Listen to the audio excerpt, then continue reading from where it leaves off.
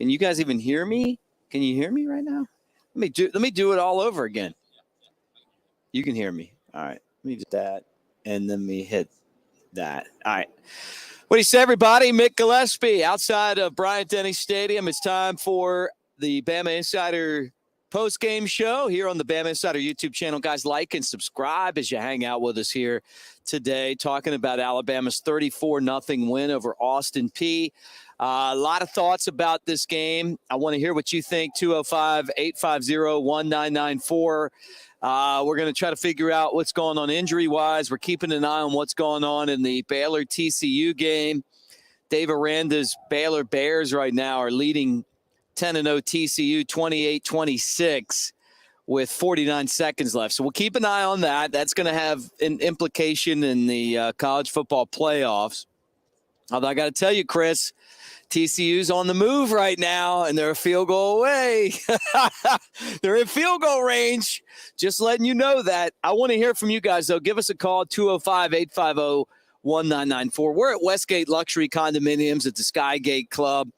And this place is awesome, man. I mean, it's like right outside of the stadium. I see the Walk of Champions, and everyone's kind of rolling out right now as this game ends and you know, heading back to wherever they're going to go watch football today or chill out. And we love it here. The units are amazing. They're 1 to 5 bedroom units at Westgate, 900 to 3,000 square feet.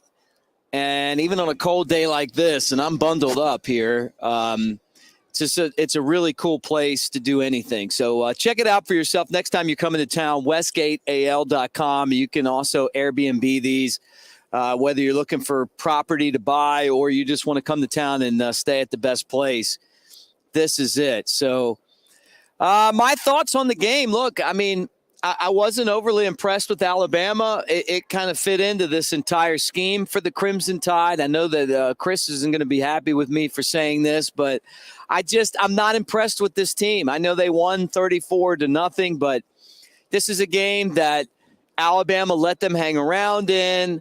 They missed opportunities. They didn't dominate their opponent. And going into the Iron Bowl, it kind of fits everything else that's going on right now. You're not going to believe this. TCU just hit a game-winning field goal, 29-28. They just beat Baylor on the road. So TCU's now 11-0. And that's what this show's all about, man. We're watching college football, kind of keeping an eye on everything going on. So TCU, Sonny Dykes, they continue to roll. And now we got to keep an eye on Michigan and Illinois. But I wasn't overly impressed. You know, I'm kind of wondering, like, what's going on with Alabama as far as the injuries go. You know, how's this team going to – Ja'Cory Brooks was injured in this game. Tyler Skeen was injured in the game. You know, how's that going to affect Alabama moving forward? But I just continue to feel like this team's soft. I mean, I hate to say that, but I'm not impressed with this team. And today, you know, against an opponent that they didn't even have a line on because Alabama was such a favorite, they didn't dominate. All right, let me go to the phone lines and get you guys involved in on this. I'm not blown away. Who's this and where you calling from? Yep. What's going on, Nick? This is Jarek. Jarek, what's up, dude? Man, good to hear you. Nothing much, man. Just chilling out, watching college football, and also I got to get ready to shovel the. I heard you guys are getting some snow up in Buffalo. Just, they moved the Bills game. It's bad. Yeah, it's one of the worst. It's one of the worst storms we've had, man. I can't, like, the snow is literally almost as tall as me. Dude, I almost went to school at Syracuse. You know, I went to orientation there, and I went to school to be a sports broadcaster. It's one of the best in the country. And when I went to orientation, the snow drifts are like 20 feet high, you know, when you're driving. So for them to, like, cancel a football game, I'm thinking that this must be a legitimate storm coming. Yes, it's normally downtown, like right now, downtown Buffalo, and even the suburbs that we're getting, it's not bad compared to, let's say, Orchard Park and some of the others that's like, they're outside of the city, which is where the Bills are located. That they got planted the most. That's the 6-7 feet, 7 feet of snow over there, man. But dude, I got to tell you, it's great to hear your voice, Jarek. Game. It's great to hear your voice, man. Just haven't talked to you in a while, man. Roll Tide, brother. Yeah. You guys have been getting a lot of callers, man. I've been trying to get in here, man. I couldn't even get in. You guys are again jam packed, man. But that's just the result of. I'm sorry about that. That's just the result of just how big you guys are, and you guys are doing a phenomenal job, man. You're one of our best, though, bro. I mean, All-American. So you bring it, and I'm curious. Look, I told Chris. Chris thinks I'm being a little hard on these guys, but. I'm not. I just. No, you're not, dude. I just don't. I'm not buying into this team. Like I'm disappointed. They don't dominate. No. They're just underwhelming to me. Now they better take care of business next week, or I'm going to hate them. This team's been a big disappointment, even with only 2 losses, 9-2. No, I completely understand what you're saying. And again, a lot of people outside the fan bases are calling us spoiled, but I think that, this is the most experienced. How many years now, Mick? 2 straight years in a row now where we've kind of come up here and said that, hey, this team could have the potential of being special because of all the experience that's returning back. And it seems like every year that with these same group of guys, it gets worse and worse and worse. Like, it's just like, this is on paper was the most experienced Bama defense that we've had in a long time. And so it's not like these are freshman players or, sophomore players that have any, or just bench players that barely had any experience. Like when you look at the secondary, Brian Branch, Malachi Moore, Battle, DeMarco Hellum, even Kool-Aid had a year under the defense where he had a lot of experience. And Ricks, again, if Ricks would have started from the gate, and if he had trouble, it's understandable because this is a complex defense. But you had Kyrie Jackson that's had some experience, and you didn't even include Eli Ricks into the formation until weeks later. So I don't know. Like when you look at the amount of experience that's on this defense, and then you look at the experience that's on the offense, and to just look at play calling, you look at the play calling, play design, like you watch Austin Peay out there today with their play designs and just how creative that they were of getting players out the flat and just motioning a lot of their guys. Like they had a lot of creativity. Yeah. And I'm like, if this was Tennessee that we played against, because again, it's the same formation, but if Austin Peay had Tennessee's talent, this game would have been probably still been going on right now. Yeah. Right now. Yep. It could have been overtime. Look, I'm with you. I mean, how many times have you heard me say it? Like, I'm not impressed with Bill O'Brien's creativeness. And if it's because he feels like Bryce Young doesn't want to be creative, like he's the offensive coordinator. It's up to him to be like, look, dude, we got to be more creative. Everybody knows what's coming.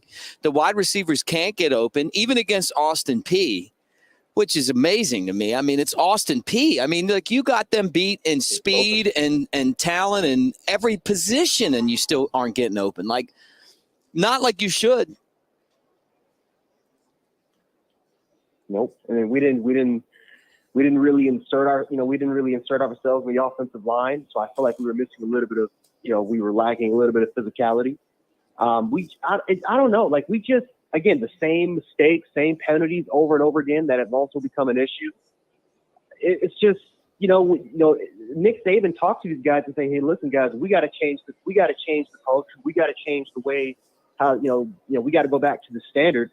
And, Nick Saban tried to do his best to challenge these guys, but it just seemed like it didn't feel like since the message was received. Honestly, No. Like it looked like we just went backwards.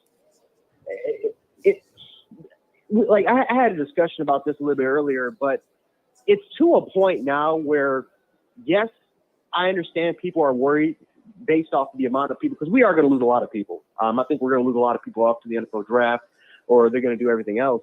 But at the same time, it's like I'm not even going to lie to you. I kind of just want them to go. Like Right. I'm not, I may sound like a Debbie Downer, but No, you're saying, really dude, if you don't get it, you need to go somewhere else, right? Because we're going to – what I think is going to happen is I think that we're going to go out into the transfer portal and we're going to bring some dogs in, man. I mean, like, and people keep telling me this. This is the first time I've said dogs on this show all year. I've let you guys say it. Chris is laughing because he knows I don't say it. But I know exactly what everybody's saying. We need some guys that are going to get in there and be and take it to the next level. And it just feels like we got too many cats right now. We got and that many, and pun intended. Jerry's, man. Pun intended on that. We got way too many Jerry's on this team, man. It's insane, man. And like I'm just watching this game, and I wasn't, typically, you would get mad or you would feel a little bit anxious. I'm just watching this game. I'm just like, I just want this game to be over. Like, yeah. I don't want to watch the full, 60 minutes of the game, because it's just like we didn't put our backups in until midway through the fourth quarter. Like, this was a game until halfway through the third. I know. Like, Austin Peay literally could have scored a couple times in red zone opportunities. It's just, I can't even really describe it, Mick. Like this, I just want the season to be over. I really do. I kind of just I'm way more excited about the off season. I'm very interested in seeing which players we can get from the portal. I'm very interested to see the development of our team, but I think most importantly, I'm curious to see what Nick Saban does, because the ball's in his court. Yeah. There is no way in hell that Bill O'Brien and Peay go. No, there's no way. It can't be. Look, I can't imagine a scenario where Bill O'Brien's back. I can see one where Pete Golding is back, but if he's not careful, this whole thing's going to unravel. And I think he's got to go back and find at least one coordinator that understands what the Alabama standard's about. A Jeremy Pruitt type guy, somebody that can come in and, it can't be Nick Saban all the time telling everybody how it's going to be. I mean, because this isn't the Alabama standard. It just isn't. I agree with you. And I've always said, DeMeco Ryans is, DeMeco I'd Ryans. Love DeMeco. I love DeMeco. Why not? Hey, look, DeMeco could come in, and when Nick Saban retires, he might be the guy that takes over for Nick Saban. Why not?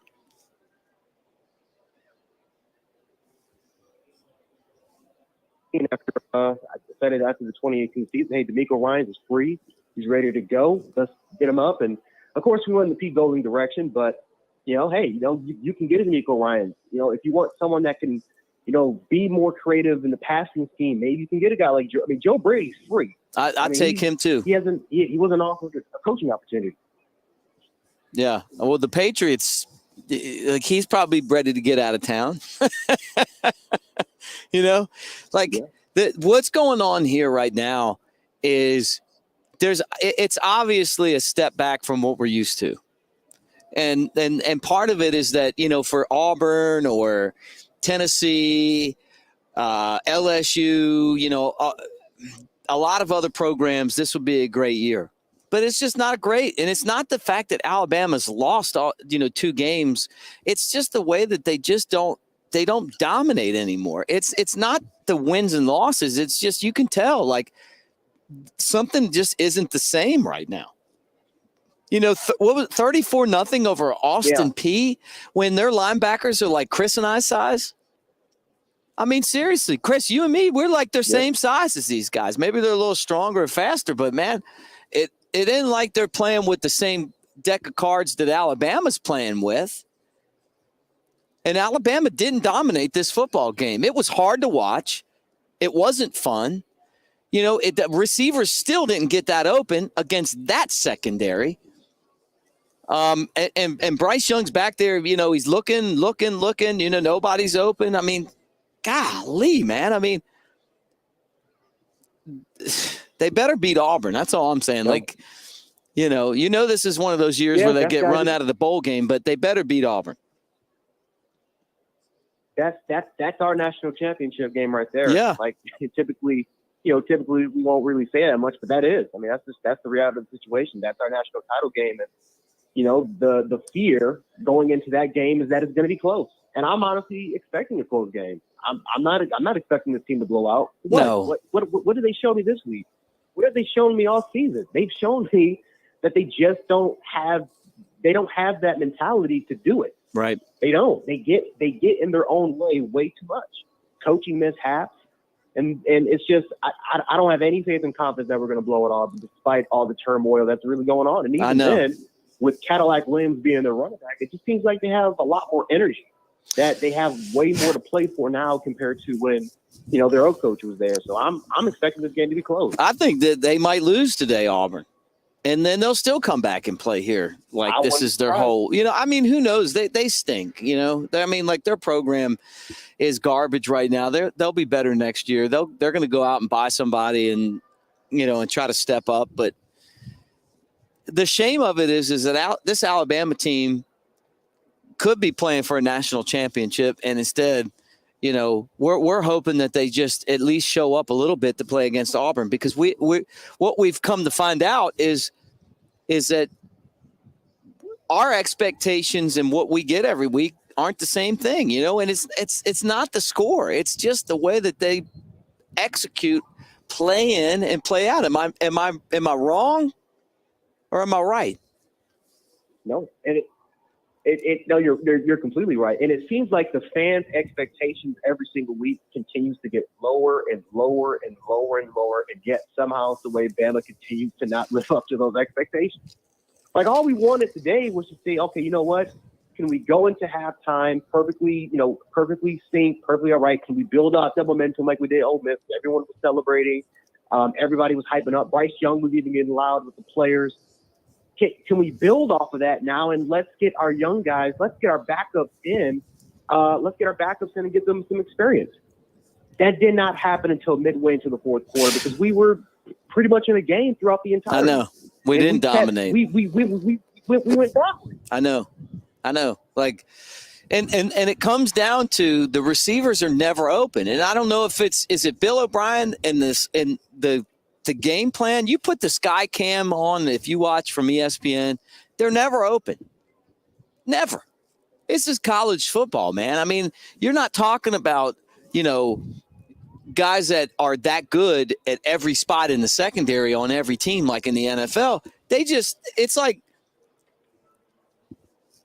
it's just such a generic offense.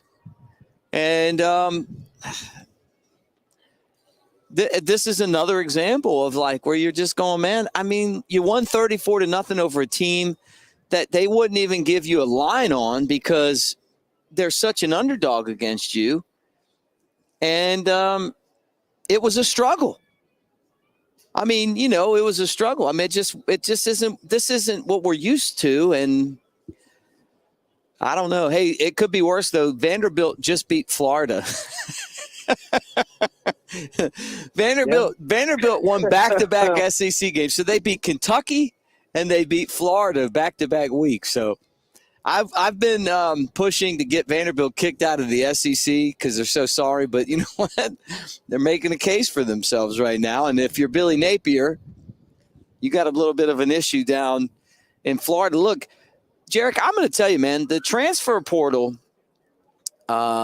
is an NIL is changing the game, and Alabama better get their I's dotted and their T's crossed when it comes to this, because they're going to have to go out in the transfer portal and do better than Jermaine Burton. They're just going to have to. I mean, like, they're going to have to get guys like Gibbs every single year and a lot of different spots, because that's what we're seeing teams like Ole Miss doing, Tennessee. These teams are patching a lot of holes with this transfer portal. And I just kind of feel like for Alabama, instead of getting a couple guys in that transfer portal, they're going to have to go out there and get a lot of guys in the transfer portal, especially some receivers for next year. And that's the scary part, Mick. Like, that's like, there is going to be so much next year, but it's like, I don't know if, I don't know if I should be, excited about it, or if I don't know if I should be, nervous about that at the same time, because, it's not like we're leaving off in a great situation. We're not, according to our standards as fans that we've seen for over the past 16 years, they have not lived up to our standards. And so a lot of these guys are going to be gone. Great. But the bad thing is that now a lot of these backup players that don't have a lot of playing experience, they now have to teach the incoming freshman class they now have to be the mentors. Like they have to be in that mentor world. They have to be leaders that these young guys have to kind of look up to. Yep. So it's kind of like, in a way, they don't even know what this, like we don't know what the sweep lost, that we lost the Swagger. We don't even know what the standard is. Dude, I got to tell you this. Now, I want to throw this at you, Jarek, and you tell me what you think, man. When Slade Bolden left, why didn't somebody say, hey, dude, you're not going to make it in the NFL. Like you're going to play on an XFL team or USFL, but you're not going to make it in the NFL. Why don't you just stay here? Instead of making that, $15,000 they're going to pay you in the XFL, why don't you just stay here? You'll make that in NIL and be the guy that comes back that kind of mentors the receivers. Because I feel like that's a big part of this, dude. Big part of this. I mean, but who would have thought that we would have sat up here and say, hey, we missed Slade Bolden. Slade Bolden was one of our best receivers. Well, I don't think anybody expected. Right, but it's the experience, man. It's what you just said. But it's just what you said. You got to have that guy that's like, hey, here's how we do it at Alabama. Instead of having some guy that didn't catch any passes at Georgia. The only thing we're going to remember Jermaine Burton for is that he pushed somebody's face walking off the football field at Tennessee. I'm sorry. Like that's what his legacy is. He and I'm not saying I wanted him suspended, but that's what he did. Like he catches like 2 balls a game. Like he was supposed to be the top offensive wide receiver in the transfer portal. He's been the biggest disappointment on the team.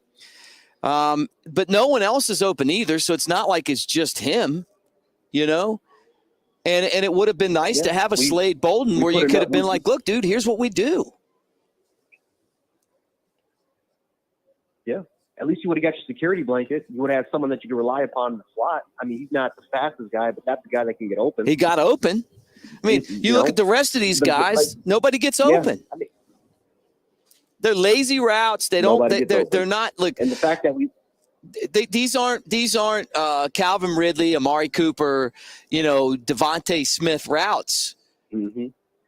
These are guys that, how's it going? These are guys that are just, hey, look, I'm gonna go through the motions. I'm probably not going to see the ball anyway. Yeah, and we had to force a number 2 receiver to be the number 1 guy. I mean, it's clear as day that Ja'Cory Brooks is not a number 1 receiver. He's more of a number 2 guy. But Jermaine Burton was he was our number 1 read. He was our go-to guy, and he failed. Now, again, part of it, Bryce Young hasn't played the best to his ability. Part of it has to do with Bill O'Brien and pretty much how he schemes up this thing and how he, and pretty much in a way how he kind of gives Bryce Young a little bit too much power in a way. A lot of it probably has to do with the offensive line as well, but these receivers, a lot of it has to do with the receivers themselves. They can't get open. They can't separate. And the scary part is that when they ever deal with physical corners, they fail under the pressure, which was a criticism of Jermaine Burton, right? Going into this year, the one question that a lot of people asked was, how can Jermaine Burton do against anybody that can lay a hand on him? Right. That can bring 1 ounce of physicality to his play. And, Jermaine Burton did not pass that test. Right. It actually got worse compared to what he was at Georgia. So it's just, I'm excited, Mick, for next year, but at the same time, like I'm nervous at the same time because of the amount of turnover that's going to be gone and the fact that a lot of these guys now have to be in that mentor role. And, what you're worried about is this, Jarek, is that if Alabama messes this up, it's over. So there's definitely been a slip on the mountain, but it's like, what are we going to do here? Are we going to circle the wagons and get this thing figured out, or are we going to take another step back and be, kind of like in the upper mediocre, top of the pack, which, by the way, Michigan just kicked a field goal with 9 seconds left. They lead Illinois 19-17, 9 seconds left in that game. So Michigan trying to stay unbeaten. But that's the question. And what do you think? I mean, do you think they're going to be able to get it figured out, or do you think it's going to be one of those situations where we're kind of looking at this and going, man, it's another step backwards? I hope so. I really, truly do hope we can get it fixed. Nick, I'm not too sure. Like, I am like, it's 50-50. It's depending on really how the situation can go. If we don't have guys that can step in immediately and continue to step in and be those roles. I mean, if we can get a Jamison Williams type of player from the portal, or Malik Benson, who's he's going to be a JUCO player. If he can come in and he can step up and be the number one guy, great. But I think quarterback wise, I think they could. Jermaine Burton in the game, 7 catches, 126 yards, 2 touchdowns. He had a long for 50. So, against Austin Peay, had his best game as an Alabama wide receiver. Hopefully it follows that up. It's like, yeah, right. Look, next week, the game, the next week's game we'll be talking about forever. I mean, it's an Iron Bowl. Auburn makes their entire season if they come in here and beat Alabama. Yeah. And for us, it would just be, if there's anything, and again, I hope we don't lose, but if there's anything, if we do lose to Auburn, it's the fact that, okay, yeah, it's guaranteed now that one of these guys are going to go. I don't think any doubt that both these guys, or either one of these guys are going to stay. I think Nick Saban will clean house when we lose to Auburn. The worry is, when you talk to people about like making changes, is that they're like, well, what, if you make a change, how's that going to affect recruiting? But I kind of feel like high school recruiting with no restrictions in the transfer portal is kind of like it's kind of dead, because now, I mean, aren't you better off just seeing if someone can play at the college level and just being like, well, you know what? I saw him play at so-and-so and he's doing a pretty good job. It's like, I wonder if that's not where we're going right now. Yeah.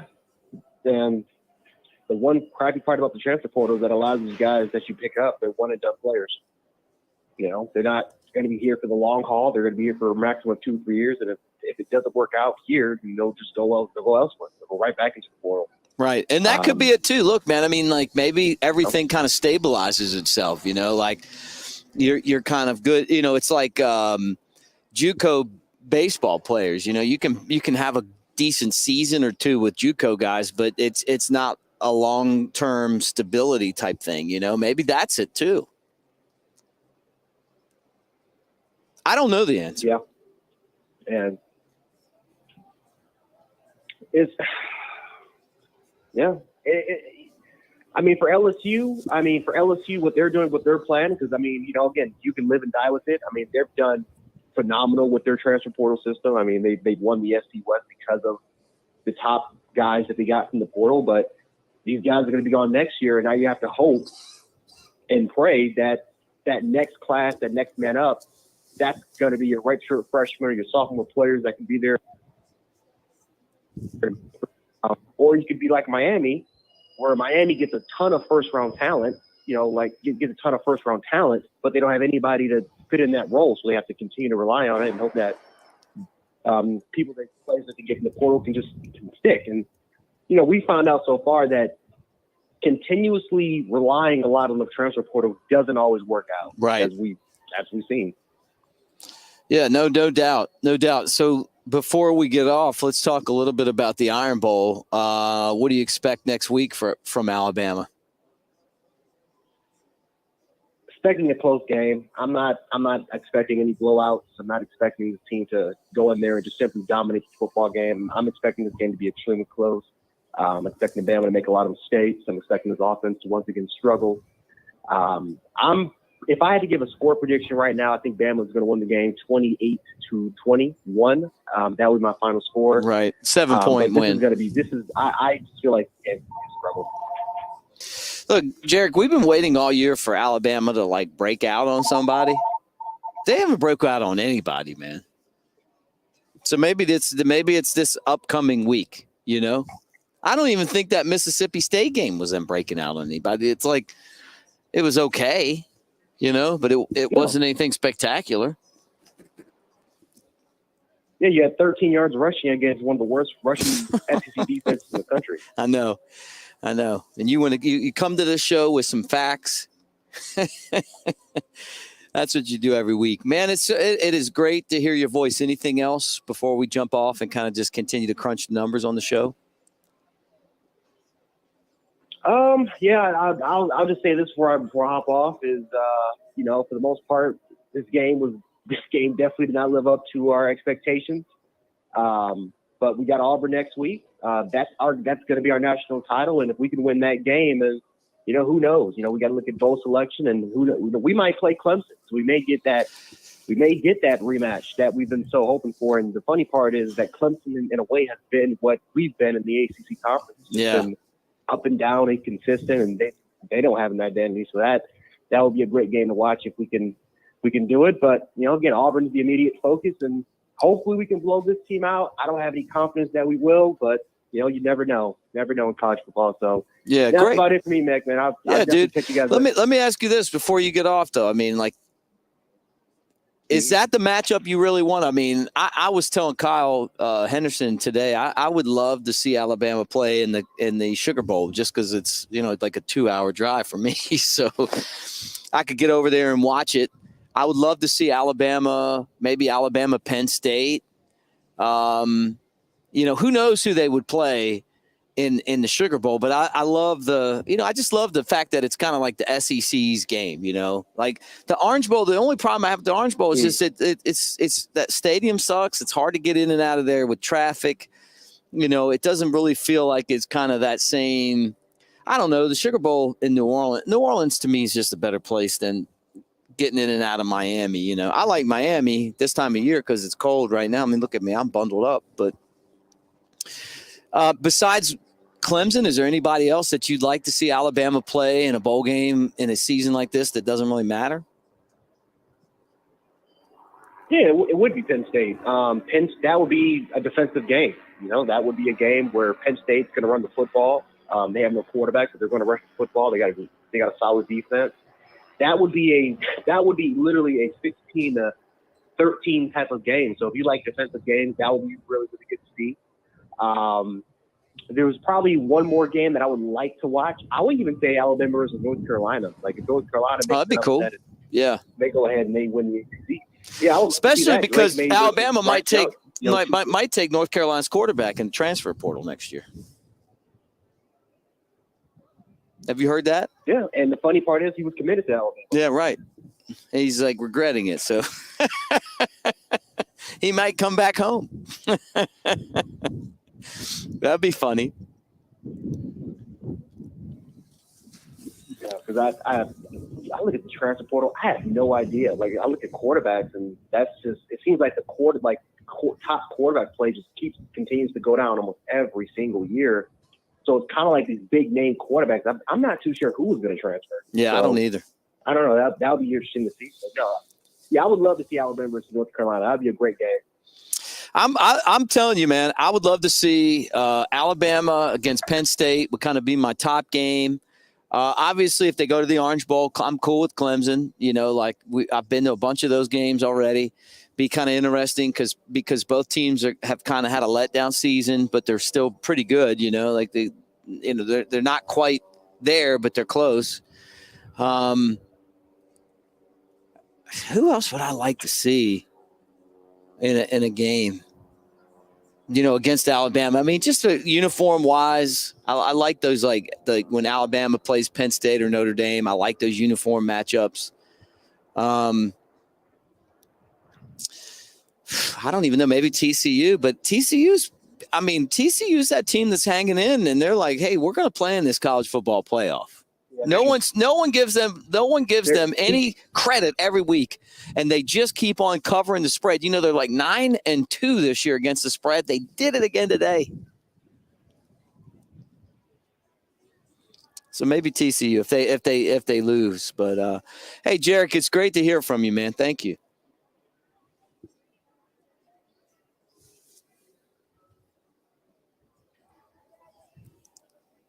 I think we lost Jarek. Another great call, though, from Jarek. Oh, no, I'm here. Oh, you're here. Okay, yeah. Anything else before we zip off, man?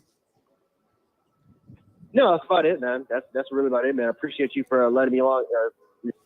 Not pretty much staying this long. It's been a long call, man, but definitely appreciate catching up with you. Dude, it's we've had to make up for lost time because I was telling Kyle today I hadn't heard from you in a while, and then there's some guys that I just you included that I just love to hear from, and some of you guys are doing these shows. It's like you're just as much of the show as doing the show. Kind of just hearing what you guys think. And sometimes you guys, we agree. Sometimes we don't. But you guys know your stuff, man. Sean from Huntsville, Kevin from out in Georgia, Dallas, Georgia, Robert in Mobile, my guy out in New Orleans. I mean, it's like I love to hear from you guys because I just want to hear. Maybe I'm wrong. You know what I'm saying? Maybe I'm off balance with what I'm saying, but let me get to the next call, Jarek. Please call in next week, brother. Great to hear from you, man. Absolutely, man. Absolutely, man. You guys have yourself a good day. Roll Tide. That's Jarek from Buffalo, man. He's an All-American caller. He's one of the best that we have, and great to hear from him. Let's go back to the phone lines again and talk some more Alabama. Who's this and where you calling from? Nick, what's going on, man? This is David from Nashville, Tennessee. What's up, David? How you doing, man? Roll Tide. Hey, man. How's it going? It's been a while. I'm actually calling from New York City. I'm up here doing some work, but hey, let me ask you this before we get so, into the game stuff. How cold is it up there? Because I'm freezing at Bryant-Denny right now. I'm freezing. Dude, I literally, no joke, I literally just walked in from outside. It is bloody cold up here, man. But I'd figure, man. It's getting colder by the minute. It's really cold. I think there's something blowing in, but yeah. So I have kind of a weird call because I'm up here for work, and the games was like on ESPN like 2000 or whatever, so I couldn't really see it. So I'm like kind of trying to get caught up on live chats and stuff. So I'm actually. I kind of know what happened, but I'm kind of also getting caught up on the game because I've been working and doing stuff. I do have a question, though, and you can help me with this. Did Alabama run more tempo in this game, or was it the same, we're going to take 45 seconds to snap the ball on every single down? I thought they tried to play a little more tempo, but it just didn't. I mean, it was the same thing, man. It just didn't click. Yeah. Like 34 points against a team that you could sleepwalk and beat. Right.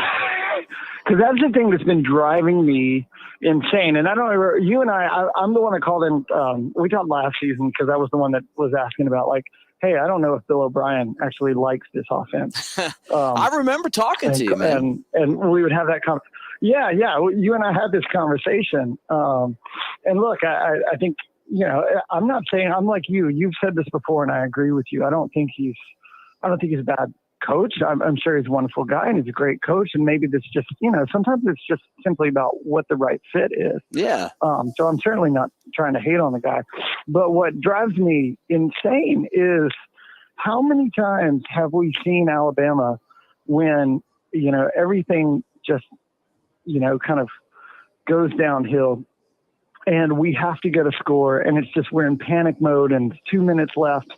And it's like all of a sudden we become this unbelievable offense, and we can just blow down the field in like a minute and a half, no problem. And it's because we just start running tempo.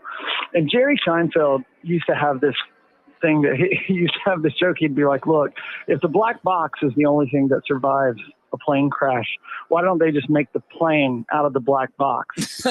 And I kind of feel, and it's like I feel that way about our offense. I'm like, look, if every single time we go fast paced and we just run tempo and we let Bryce Young just do his thing and we just go fast, if that seems to work every time, if that's our black box, why don't we just make the plane out of the black box? Why don't we just make that our offense? And it's just, I feel like we'll get going. And then it's like someone just pulls on the emergency brake and we just grind the game to a halt, and you're watching the play clock like click down and click down and click down. And then, and people have said this, before, the defensive line, if there's 1 second left on the clock, they know that, hey, this is the actual snap, and they're just going to come charging right at you. Right. It's infuriating.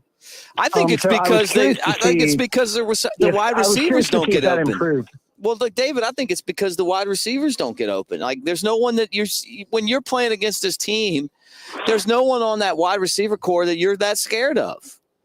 Like, no one on that team that you're going, you know what, I got to really account for this guy. Like, that's just not what this team is. Jacory's the closest thing to that, and he's okay. Like, he would have been like the fifth guy or the sixth guy on teams where we had good wide receivers. Like, they've got to remake the entire wide receiver crew, to me.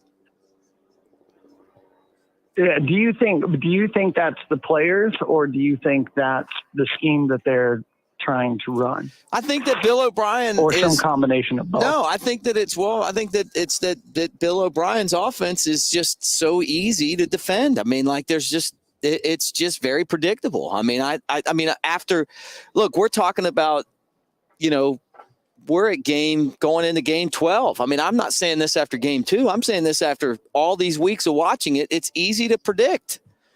It's not creative, and if that's because Bryce Young's a great quarterback and he doesn't want to do that, well, then, I mean, to me, I don't even know how that's an issue. Like, they're not creative. I feel like when you watch this team, there's no one in the secondary that's running routes for Alabama that you're that worried about, and that they're not doing anything to scheme those guys open. And we have had these great offensive coordinators where you're watching every week and you're like, man, like, Lane Kiffin. And with all the stuff that Lane Kiffin brought off the field, all the stuff that Lane Kiffin did, and you're like, man, like, for me in the media, you're like, you hear this stuff and you're like, gosh, this guy, when it came to what he did on the field, it was great. Steve Sarkisian, he rolled out on us, went to the NFL and came back and was great both times. Mike Loxley was great. It comes down to being able to kind of scheme up stuff where you work on ways to get these guys open in space. We don't do that. We look like an NFL team, but we don't have NFL receivers. That's the issue to me. I don't know the last time that our receivers have won a 50-50 ball. How many times do you see the ball thrown up and the defender's there and they catch it? I mean, normally they've got to be wide open to grab the ball, and sometimes they drop that. And then, that's, to me, that's kind of how I feel. I mean, maybe I'm wrong, but that's kind of where I'm at with this. Yeah, what's your take on Tyler Harrell? Like, why? Who knows? I'm curious, and I'm sure I'm not the person. I'm not the first person to say this. Like, I just wonder. Okay, why haven't we? And you and we talked about this before. It comes back to the question of, like, at a certain point, what do you have to lose? I understand where you go. Look, we play the people that give us the best chance to win. That's what you hear all the time. We play the people to give us, based on practice, based on everything, we play the people to give us the best chance to win. You go around and you're not winning, and your theory is proven wrong, and these players are not giving you the best chance to win, clearly, then what do you have to lose by saying, all right, well, let's just try some of these other guys? Maybe, I work, so I don't know if I ever told you that. So can you hear me okay? I know I can hear you. Yeah, keep going. No, keep going. Oh, okay. I don't know if I ever told you this. So I'm a director and a choreographer, and I work with, I have kind of an odd job. I write and create shows, and I work with cast, and I direct and I choreograph, and I do all that kind of stuff. And it's really fascinating because I do a lot of the same things that, like, oddly enough, that like a coach would do. I have a group of people that I have to give instructions to. They all have to move at the same way at the same time, do the same thing exactly the way and everybody's got to do their job. And it's really fascinating. You'll have people that they rehearse brilliantly. They don't mess up. They're clean. They're efficient. They do their job. But then when the show comes around, they just crack. They don't perform as well under pressure. And then you have people who are kind of the opposite. You'll work with them and they'll make mistakes all through rehearsal, but as soon as you put them on a stage and under pressure, they just come alive. Like their brain just focuses and they do way better. And so as I a played director games with and those kind of guys. As an artist, you're always kind of, and you're always kind of having to deal with the reality of what is, not in theory. You go, in theory, these people should be the people I should put on stage. And you go, but experience has taught me that these people are going to be the ones that when push comes to shove, it actually counts. But the problem is you don't ever know that until you actually put those people, until you actually give everyone a chance to perform. So I guess I look at a guy like Tyler Harrell, and if someone says to me, look, he's not doing as well in practice, I go, okay, I can accept that. That makes perfect sense. But if the guys in the game aren't executing the way you want, then I don't really see how you have much to lose by putting in Tyler Harrell and going, maybe he's just one of those guys who once you put him in a game, he just comes to life. I don't know. That's the thing that, again, I always come back to, what do you have to lose? Like, what are you waiting on to happen?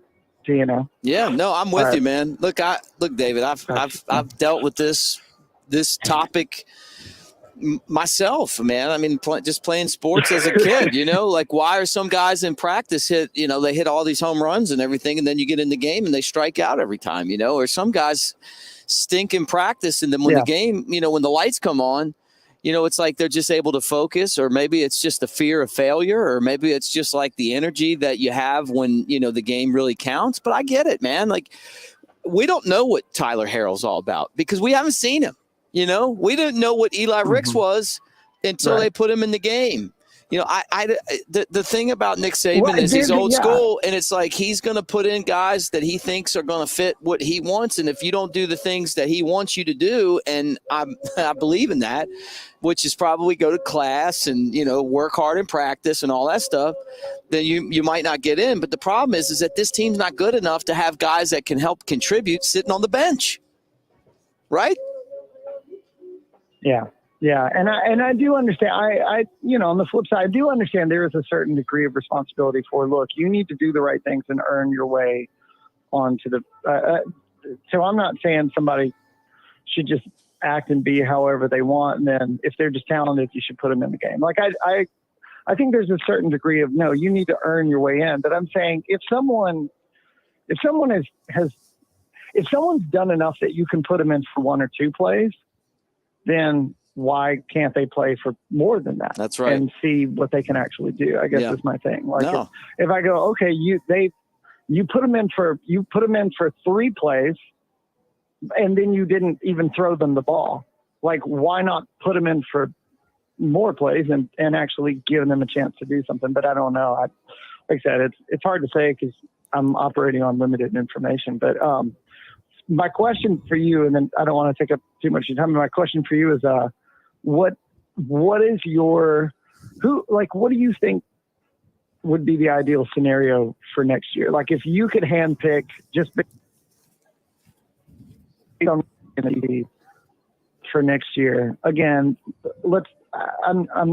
I don't like calling for anybody's job or saying, dude, we should get rid of this person or that person. It's a good question. Fair question. Hypothetically, but I think all of us can kind of safely assume that the chances are better than not that we're going to have a new offensive and perhaps likely defensive coordinator. If you could handpick somebody, who would it be? Well, I think it's a great question, and it's always great to hear from you, David, man. I appreciate it, and stay warm up there in New York. I'm going to answer this. I think Alabama needs to go in a different direction in both spots. I would probably think defensive coordinator, if there was any possible way that I could bring in someone that knows the Alabama standard. Hey, look, D'Amico Ryans to me would be great. If you could get Jeremy Pruitt through all the things that he's dealing with and get him in, I would take him too. I would love to have Jeremy Pruitt, but he's got too many. He might have too much baggage. Now, if Auburn goes out and gets Hugh Freeze, I'm getting Jeremy Pruitt, because that would be my top guy. You know what? We that guy, That guy, you can say what you want to say about what happened at Tennessee. A lot of the stuff that he was involved in, it ain't even crimes anymore. They could just pay people above board, But they, even as bad as those Tennessee teams were, he can recruit, and he can also go out there and draw up a game plan. And I would love to have him back. Now, offensive speaking, maybe Joe Brady, maybe somebody else, but Alabama's got to be more creative. I mean, plain and simple. I mean, you just can't go out there and run 4 wide receivers. Everybody just runs routes. I mean, you gotta have misdirection. You gotta be doing things to deceive the defense and give them something to think about. Or you just need to be like Georgia and just commit to being a straight up run team, and you're going to just pound somebody. But I just feel like it's just time that in both areas that Alabama makes some changes. I mean, that's just kind of how I feel. I think it would benefit everybody. And look, I think both of those guys will end up with good careers, just be other places. Yeah, I'm gonna leave you. I don't want to take up too much time, so I'll hop off the line and let other people get in. I'm gonna leave you with this, and then I'll let you answer. I'll answer this on you, and I'll jump off the line. But here's a kind of a theoretical question. Do you think that Alabama has shifted to too much head and not enough heart? And think about just the way we approach things, from even like the sports science. We're sports science, and we approach it like a science. And then the way everything is methodical. Everything is organized. This is the way we do things, the way we call plays, the way I don't know if I'm saying it correctly, but sometimes I wonder if we've gone in our attempts to make everything ahead of the curve and advanced, and have we lost a bit of that just downright nasty, emotional grit? Has it become too much about head games and getting in our head and making sure our head is in the right place, and taking our approach to sports and to training and science and athletics and strength conditioning and all of that. And we can chart your eye movement from play to play, and we have these metrics, and we've got you hooked up. It reminds me, I know you're a big Rocky dude. It reminds me of the scene in Rocky IV. That's what I think about. I think of Drago just sitting there on got all the machines things and on doing all there. the stuff. And Rocky's just in there. And Rocky's just in Siberia, just hacking away. And you know what I mean? Like on a block of ice or something. You know what I mean? It's just that. I'm afraid that we're turning into this just like perfect machine of, and I'm not saying you don't need those things. And no, look, David, let me put it like this, man. And being ahead of the curve, scientific. I'm not saying that. No, I'm with you. That's my question. And we too much head, not enough heart? I'm going to leave you with this, and I'm going to steal this from Reagan, who jumps on our show and does the pregame show. He said this a couple of weeks ago, and I never know what's going to come out of Reagan's mouth. I'll be honest with you. I mean, he's definitely a wild card when it comes to that stuff. But he said, "I miss the days where we make their ass quit," and it made me laugh because that's it. I miss the days when we made their ass quit. When Nick Saban said, "We're going to make their ass quit." That's what we're all about. And it was about beating the other team up on the football field. And that's not what this team is. This team's too busy. They want to have their gloves, and they want to hold them up, and they want to make a picture, and they want to do this. And then I'm watching Georgia, and what Georgia does is make their ass quit. We got to get back to Alabama football. That's what you're talking about with the Rocky IV movie, and I thought that was a great point. David, have a great time in New York, man. Roll Tide. Thanks for calling in. Awesome call. Thanks, man. Yeah, that was great. All right, let's do one more call before I freeze to death out here.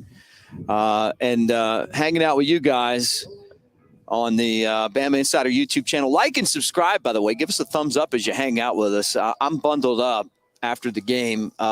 It was a win for Alabama. We got all the stats up there, 34-0, but it just didn't feel like a win to me. But I want you guys to call in and maybe disagree with me. Who's this and where you calling from?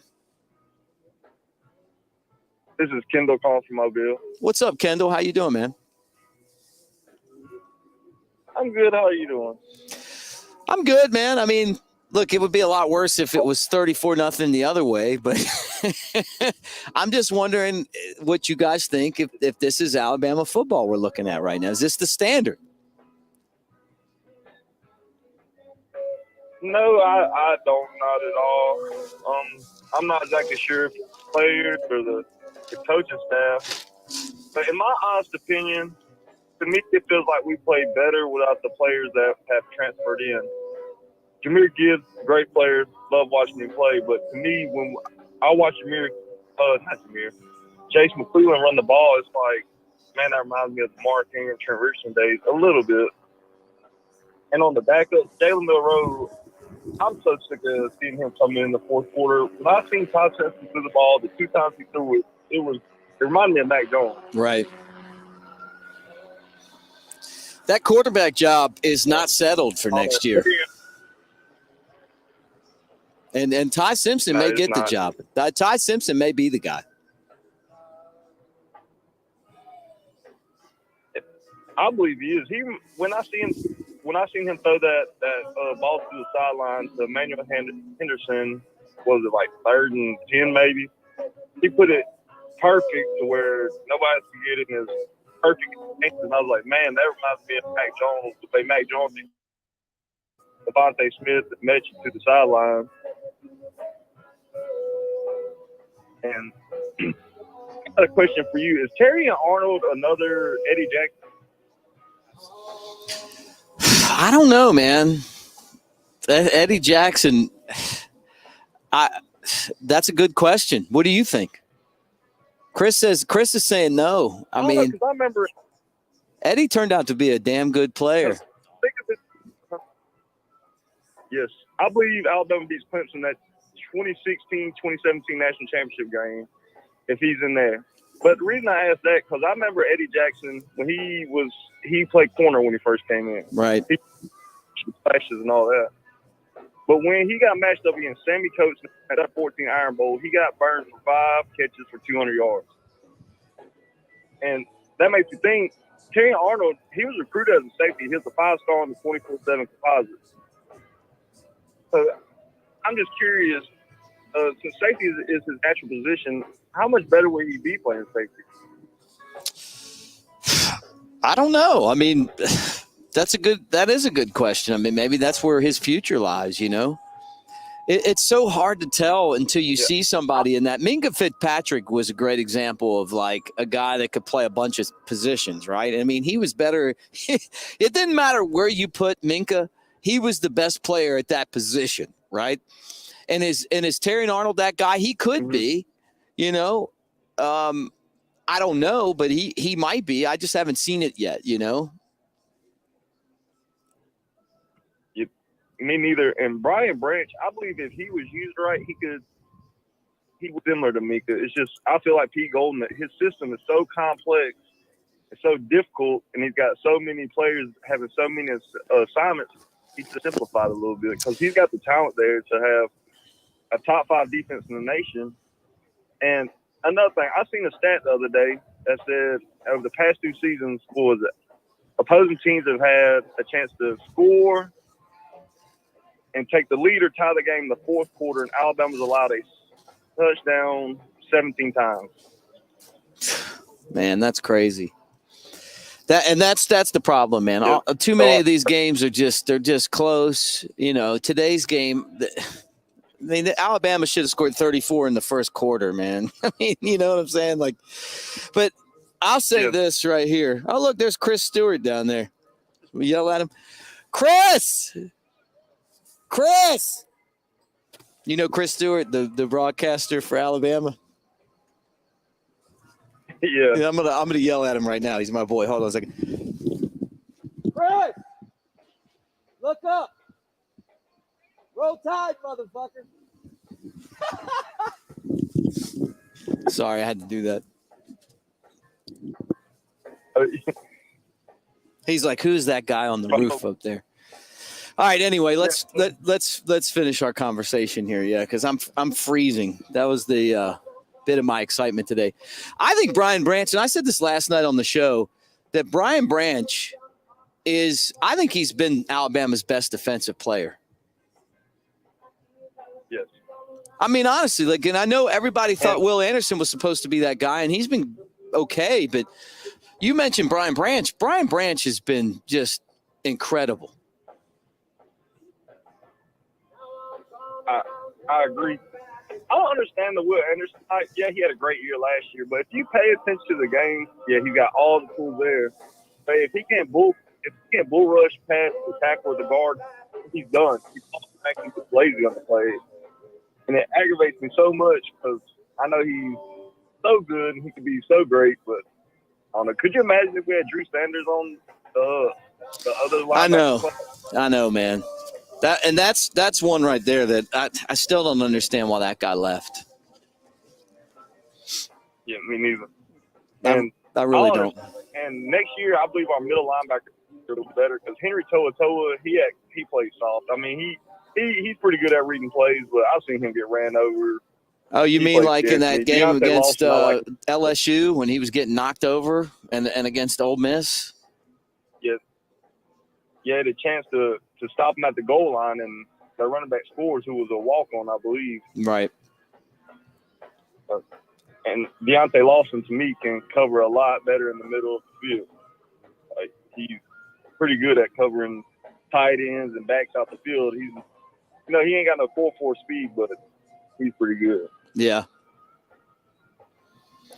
And I got another question before I get off here. No, go ahead. We need to bring back some more players like Bo Scarborough, Marquise Mays. I watched another Alabama podcast, and these guys are talking about the mentality they had, and they wasn't worried about the things that these guys were worried about.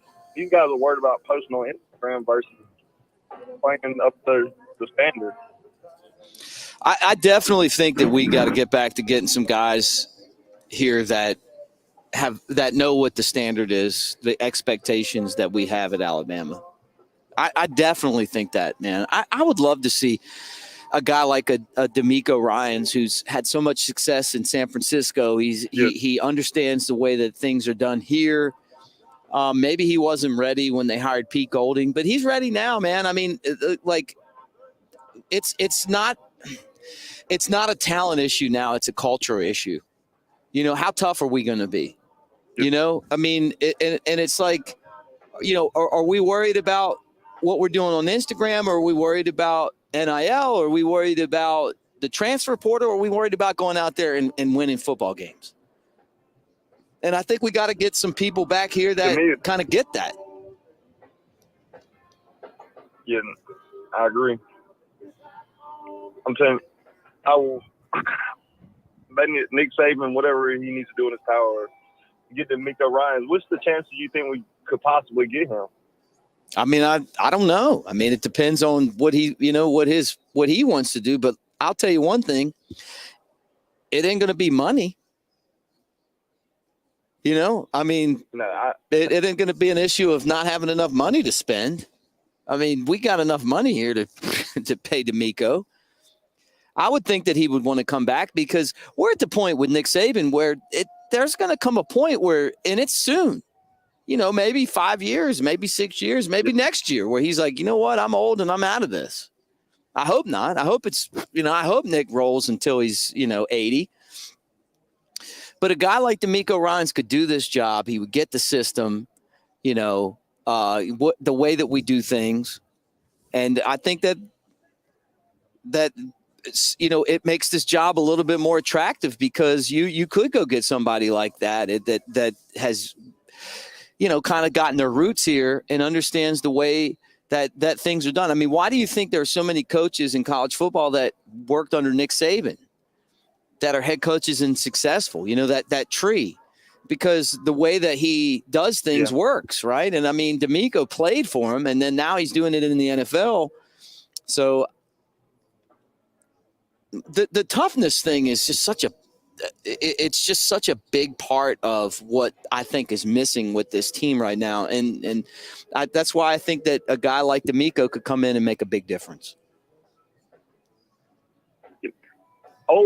Speaking of the toughness thing, old players came out and said back in the day when Nick Saban first got there, they wasn't allowed to really wear sleeves, only certain color mouthpieces and stuff like that. He said it was his job to make them be tougher than the other teams. And another thing, Alabama doesn't beat teams when they step out on the field before them no more.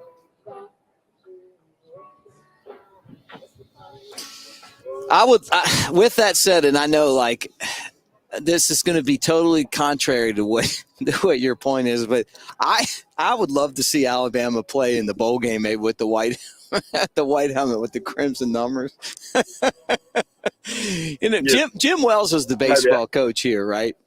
And I remember Jim told me one time, he was like, hey, we wear crimson hats and we wear like white and, jerseys at home. He's like, I don't want these guys looking like they walked right out of Hibbett's, He's like, that's not what we are, And I get that same, I know what you're saying. Like you're saying, hey, when you're focused on all this other stuff, but I got this picture of Joe Namath, quarterbacking at Alabama, standing there next to a young Bear Bryant. They're wearing those white helmets with the crimson numbers. And I'm like, well, yeah, but couldn't we just do it one time, please? Just once in a game that doesn't matter? Like we're playing in the Sugar Bowl again in a year we're not going to win anything.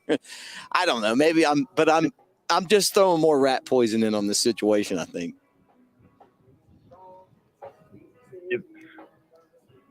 Yeah,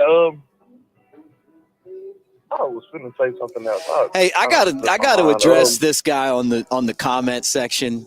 Hey, Saban, why are you playing Austin Peay? Come to the Big Ten and play Wisconsin, Nebraska, Ohio State, or Texas. I mean, what a terrible comment. I'm just putting this up there, Eric, because you're such an embarrassment, man. Like, this is a terrible comment. First off, Nebraska and Wisconsin got their butts whooped they would get their butts killed by Alabama. Even as bad as this team is again today, those teams are worse. And Alabama played Ohio State in the national championship game in 2020 and ran them off the field. Okay.